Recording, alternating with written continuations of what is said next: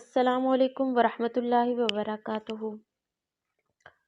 تمام سامعین کرام کو میرے چینل دعوت اسلام میں خوش آمدید۔ اللہ تعالیٰ سے دعا ہے کہ اللہ تعالیٰ ہم سب کو دنیا و آخرت کی عافیت اور بھلائی عطا فرمائے اور ہمیں صراط مستقیم پر چلنے کی توفیق عطا فرمائے، آمین۔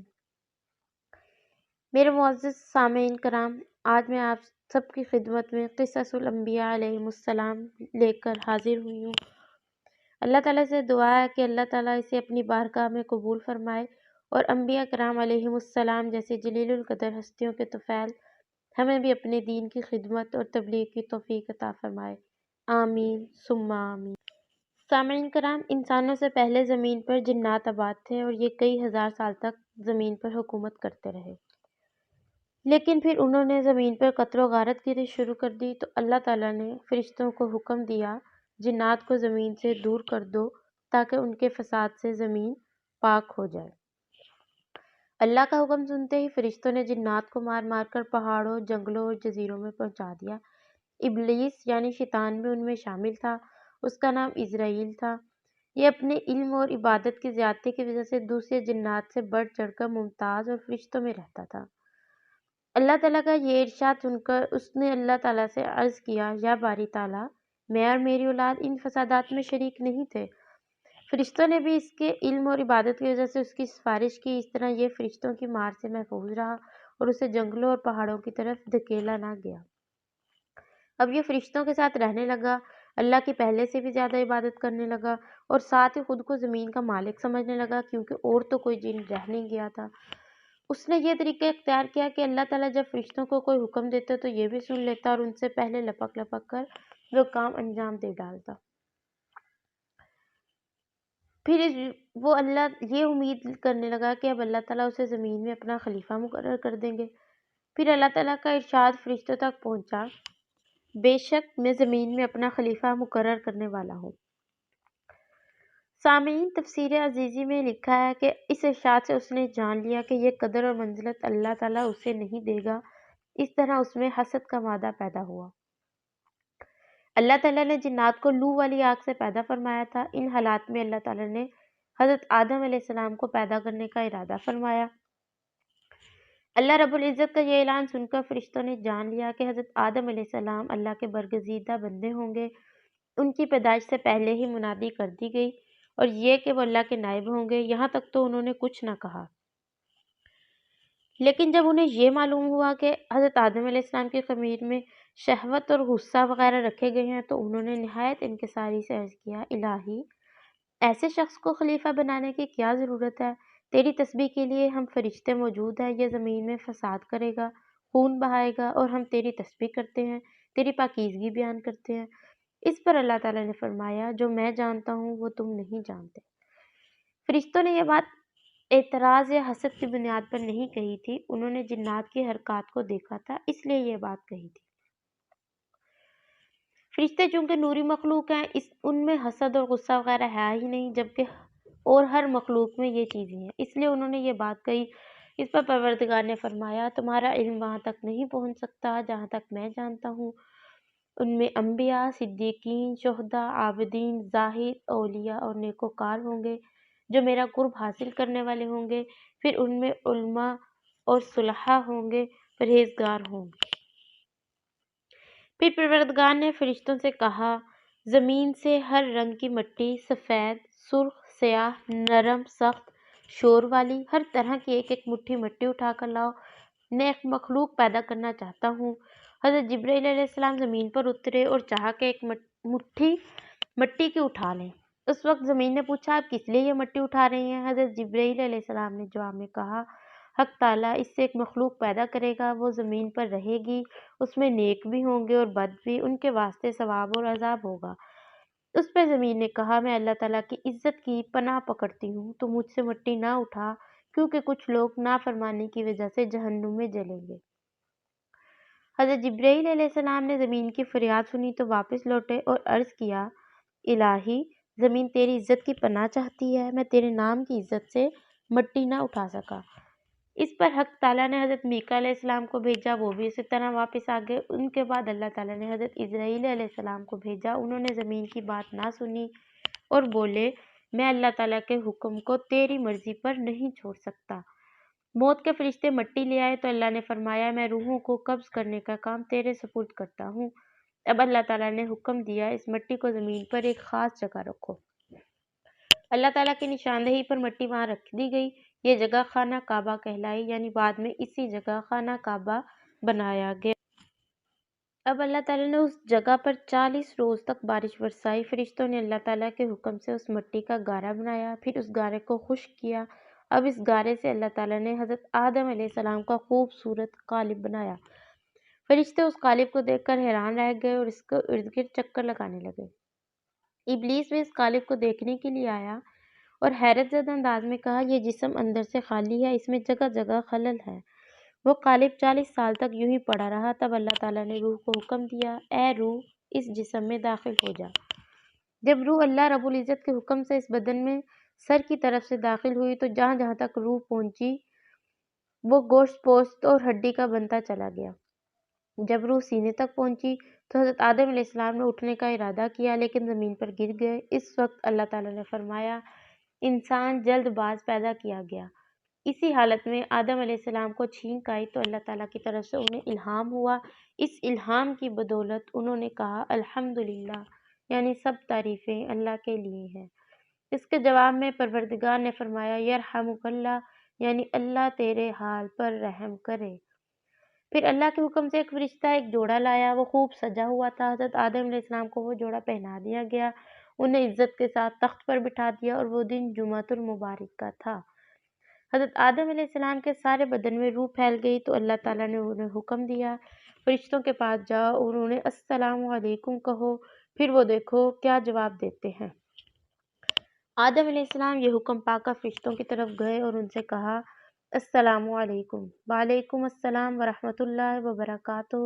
اس پر اللہ تعالیٰ نے فرمایا یہی کلمات ہم نے تیرے اور تیری اولاد کے لیے مقرر کر دیے۔ اب رب العزت نے ان کی کمر پر اپنا دایاں ہاتھ پھیرا تو ان کی پشت سے جس قدر نیک بخت لوگ قیامت تک پیدا ہونے تھے ان کی صورتیں حضرت آدم علیہ السلام کو دکھائیں۔ پھر دوسرا ہاتھ ان کی کمر پر پھیرا تو جتنے بدبخت لوگ قیامت تک پیدا ہونے تھے انہیں آدم علیہ السلام کو دکھایا۔ آدم علیہ السلام نے اپنی اولاد کی صورتیں دیکھی تو ان میں بڑا فرق نظر آیا۔ ان میں خوبصورت، بدصورت، دولت مند، مفلس، لمبے قد والے، چھوٹے قد والے، اندھے، لولے، لنگڑے، غرض ہر طرح کے انسان تھے۔ اب اللہ تعالیٰ نے تمام انسانوں کی روحوں کو جمع فرمایا اور ان سے عہد لیا بتاؤ کیا میں تمہارا پروردگار نہیں ہوں؟ سب نے ایک زبان ہو کر کہا بے شک تو ہمارا رب ہے، ہم سب گواہ ہیں۔ اس عہد کو میثاق کہتے ہیں۔ یہ عہد اس لیے لیا گیا کہ قیامت کے دن بنی نوع انسان یہ نہ کہنے لگے ہم تو اس سے بے خبر تھے۔ اس عہد میں انسانوں سے کہلوایا گیا ہم صرف اللہ کی عبادت کریں گے اور کسی کو اس کا شریک نہیں بنائیں گے۔ حضرت عمر فاروق رضی اللہ تعالی عنہ سے روایت ہے کہ حضور نبی کریم صلی اللہ علیہ وآلہ وسلم نے فرمایا اللہ تعالیٰ نے آدم علیہ السلام کو پیدا کر کے ان کی پیٹھ پر ہاتھ پھیرا تو ان کی نسل نکلنے لگی۔ تب اللہ تعالیٰ نے فرمایا فلاں فلاں تو جنتی ہیں کیونکہ وہ اہل جنت کا ہی عمل کریں گے، اور یہ دوزخی ہیں کیونکہ وہ دوزخیوں جیسا عمل کریں گے۔ اس پر کسی نے عرض کیا اے اللہ کے رسول، جب وہاں طے ہو چکا ہے تو پھر عمل کرنے کی کیا ضرورت ہے؟ آپ صلی اللہ علیہ وآلہ وسلم نے فرمایا اللہ کا وہی بندہ جنت کے لیے پیدا کیا گیا ہے جس کے عمل جنتیوں کے ہوں گے، اور وہ دوزخی وہی ہوگا جو دوزخیوں کے کام کرے گا اور توبہ سے پہلے اسی عمل پر مر جائے گا۔ حضور نبی کریم صلی اللہ علیہ وسلم فرماتے ہیں جب روحیں آدم علیہ السلام کے بدن سے ظاہر ہوئیں تو ہر انسان کے ماتھے پر ایک روشنی چمک رہی تھی۔ ساری نسل کو حضرت آدم علیہ السلام کے سامنے پیش کیا گیا۔ آدم علیہ السلام نے پوچھا یہ کون ہے؟ اللہ جل شانہ نے فرمایا یہ تمہاری نسل ہے۔ ان میں سے ایک چہرے پر بہت زیادہ روشنی تھی۔ آدم علیہ السلام نے پوچھا یہ کون ہے؟ اللہ تعالیٰ نے فرمایا یہ داؤد ہے۔ آدم علیہ السلام نے پوچھا ان کی عمر کتنی ہے؟ اللہ تعالیٰ نے فرمایا 60 سال۔ اس پر حضرت آدم نے عرض کیا اے پروردگار میں اپنی عمر کے 40 سال انہیں دیتا ہوں۔ اس طرح حضرت آدم کی عمر 40 سال کم کر دی گئی۔ جب موت کا فرشتہ آپ کی روح قبض کرنے کے لیے آیا تو آپ نے فرمایا ابھی تو میری عمر کے 40 برس باقی ہیں۔ اللہ تعالیٰ نے فرمایا یہ 40 تو نے اپنے بیٹے داؤد کو نہیں دیے تھے؟ آدم علیہ السلام نے انکار کیا، پس یہی انکار ان کی نسل میں رچ بس گیا، کیونکہ آدم علیہ السلام بھول گئے تھے۔ یہ بھول چوک اب آپ کی نسل میں بھی ہے۔ حضرت آدم علیہ السلام نے جب اپنی اولاد کی اتنی کثرت دیکھی تو پوچھا اے پروردگار عالم یہ دنیا میں کس طرح سمائیں گے؟ اس پر اللہ جل جلالہ نے فرمایا کسی کو زمین میں رکھوں گا یعنی مر جائیں گے، اور کسی کو ماؤں کے پیٹوں میں رکھوں گا اور کسی کو باپوں کی پشت میں رکھوں گا۔ جب حضرت آدم علیہ السلام پیدا ہو گئے تو انہیں تمام چیزوں کا علم دیا گیا۔ اللہ تعالیٰ قرآن کریم میں فرماتے ہیں اور اللہ نے چیزوں کے نام آدم کو سکھا دیے، پھر وہ چیزیں فرشتوں کے سامنے رکھی، پھر ان سے فرمایا اگر تم سچے ہو تو ان چیزوں کے نام بتاؤ۔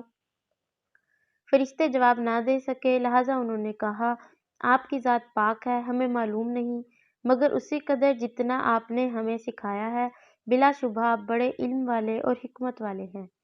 اب اللہ تعالیٰ نے حضرت آدم علیہ السلام سے فرمایا اے آدم تم ان چیزوں کے نام بتاؤ۔ آپ نے تمام چیزوں کے نام اور خواص بتا دیے۔ تب پروردگار نے فرمایا میں نے تم سے کہا نہیں تھا کہ میں آسمانوں اور زمین کی تمام پوشیدہ چیزوں کو جانتا ہوں، اور جو کچھ تم ظاہر کرتے ہو اور جو کچھ پوشیدہ رکھتے ہو سب مجھے معلوم ہے۔ اب جب اللہ تعالیٰ نے آدم علیہ السلام کی برتری فرشتوں پر ثابت کر دی تو فرشتوں کو آدم علیہ السلام کی تعظیم بجا لانے کا حکم دیا گیا۔ اللہ تعالیٰ نے فرمایا آدم کے لیے سجدہ کرو، پس سب نے سجدہ کیا مگر شیطان یعنی ابلیس نے انکار کیا۔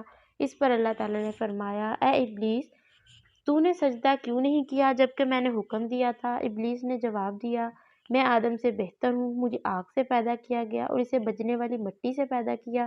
اس نے غرور کیا، اللہ کا حکم ماننے سے انکار کیا۔ اللہ تعالیٰ نے اس سے فرمایا نکل جا اس جگہ سے، بے شک تو راندہ درگاہ ہے، تجھ پر قیامت تک لعنت ہے۔ یہ حکم سن کر شیطان نے کہا اے میرے رب مجھے اس دن تک کے لیے ڈھیل دے کہ جس دن اٹھائے جائیں مردے، یعنی مجھے قیامت کے دن تک موت نہ آئے، موت کی سختی سے بچا رہوں۔ اللہ تعالیٰ نے اس سے فرمایا بے شک میں نے تجھے قیامت کے دن تک ڈھیل دی۔ جب اللہ تعالیٰ نے اس سے یہ وعدہ فرما لیا تو اس نے کہا قسم ہے تیری عزت کی میں ان سب کو گمراہ کروں گا، لیکن جو تیرے خاص بندے ہوں گے جن پر تیری رحمت ہوگی وہ مجھ سے بچ جائیں گے۔ اللہ تعالیٰ نے سورہ صاد میں ارشاد فرمایا میری بات بھی سچی ہے، میں سچ کہتا ہوں اور ہمیشہ سچ کہا کرتا ہوں، بے شک میں تجھ کو دوزخ سے اور تیرے ماننے والوں کو